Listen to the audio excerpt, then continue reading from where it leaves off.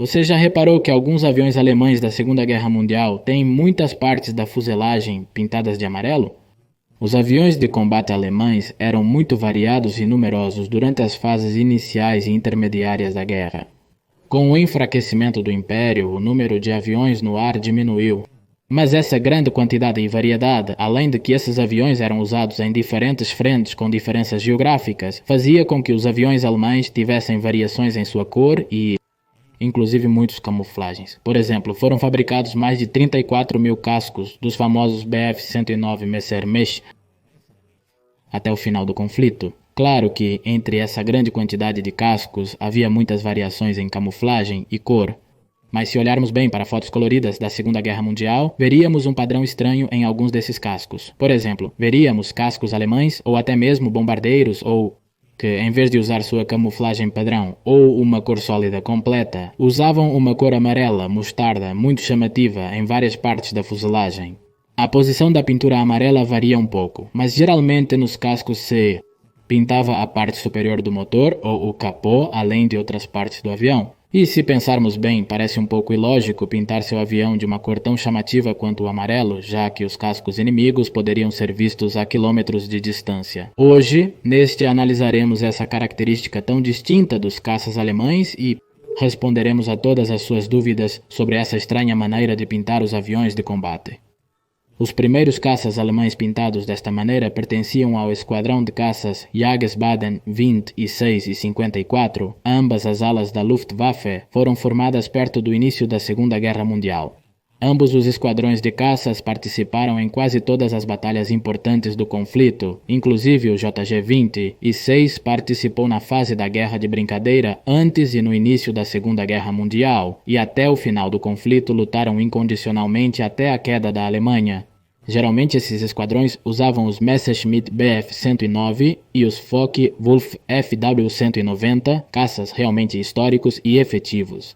E em agosto de 1940, durante a Batalha da Inglaterra, as batalhas entre a Real Força Aérea e a Luftwaffe sobre a Inglaterra estavam em seu ponto álgido. Essas batalhas estavam ocorrendo desde julho de 1940 e basicamente desde cerca de agosto de 1940, do ponto de vista dos aviadores britânicos, simplesmente um dia apareceram vários Bf-109 com algumas partes pintadas de amarelo. A data exata de quando surgiram os caças alemães amarelos é desconhecida, mas os primeiros a notar essa característica foram os pilotos da Real Força Aérea Britânica. Como eram poucos, inicialmente os pilotos britânicos, ao verem esses caças com marcas amarelas, pensaram que se tratavam de ases ou pilotos destacados, embora realmente não fosse o caso. Na Batalha da Inglaterra, os alemães perceberam um grande problema. Era comum na Inglaterra haver um clima adverso que causava má visibilidade, e em operações de bombardeio noturnas, e quando também havia mau tempo, era difícil diferenciar os aliados dos inimigos. Se prestarmos atenção, realmente os caças da Real Força Aérea e os Bf-109 alemães são um pouco diferentes. Por exemplo, a principal distinção era o logotipo característico de ambas as forças aéreas, como o da Real Força Aérea ou o da Luftwaffe, que são bastante chamativos, além de outras características da fuselagem que são muito proeminentes. Mas estando a centenas de metros de altura e com mau tempo ou à noite, era difícil diferenciar de longe os inimigos dos amigos. Muitas vezes era bastante comum que ocorressem casos de fogo amigo, embora não haja registros de que isso tenha acontecido de maneira significativa.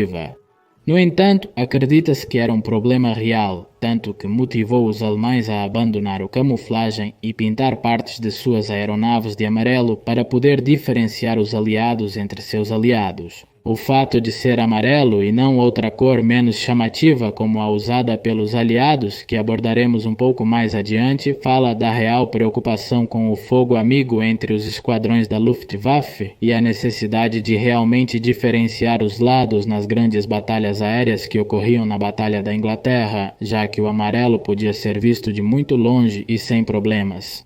Na maioria das vezes, os esquadrões da Luftwaffe recebiam os aviões em uma cor base de fábrica e cada um deles era responsável por pintar e adicionar faixas amarelas, se necessário. Por isso, sempre veremos muitas variantes de faixas amarelas em várias posições dos caças e bombardeiros. Comumente, usava-se uma tinta específica, a Reichsluftfahrtministerium 0 a 4 Health, e sempre que possível, apenas pintavam uma linha no plano de cauda do avião, também nas asas. assim como pintavam o leme e o nariz do avião.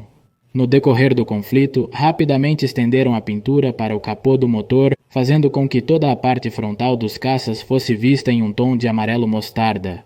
No início, era principalmente visto apenas nos caças Bf-109, mas posteriormente e quando necessário, começou a ser usado em outros caças como nos FW-100 e 90 e também de maneira menos proeminente em bombardeiros como os famosos Junker Ju-87, os J-88 e os maiores Heinkel AE-100 e 11, que usariam faixas amarelas apenas na cauda ou apenas nos cones das hélices. No norte da África, em vez de amarelo, geralmente se usava o branco nos caças, como podemos ver nesta imagem, o que é bastante curioso. Como é bem sabido, com o decorrer do conflito, a Luftwaffe não conseguia dar conta e, claro, não conseguia suprir a grande quantidade de aviões que os campos de batalha das etapas finais da Segunda Guerra Mundial exigiam para se manterem no conflito.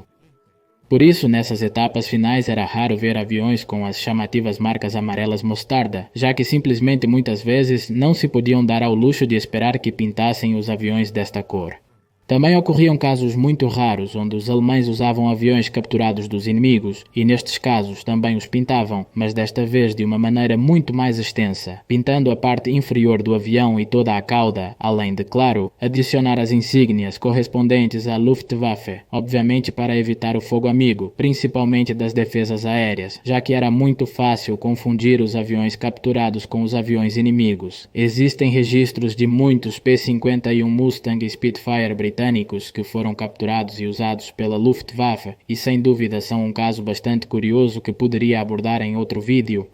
De maneira semelhante, na Operação Overlord, a invasão ao norte da França ocupada, os aliados também usariam um conceito similar. Os aliados usaram marcas de invasão bastante características que eram simples faixas de cor branca e preta.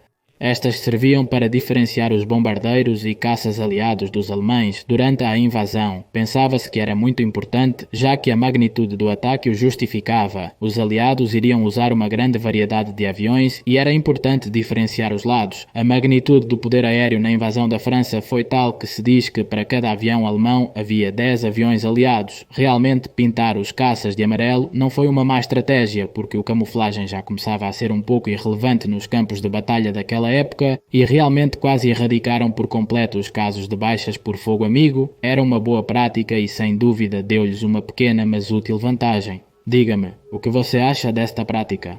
Claro, muito obrigado por assistir a este vídeo até o final. Uma inscrição e um like não me fariam mal. Obrigado por assistir a este vídeo. Nós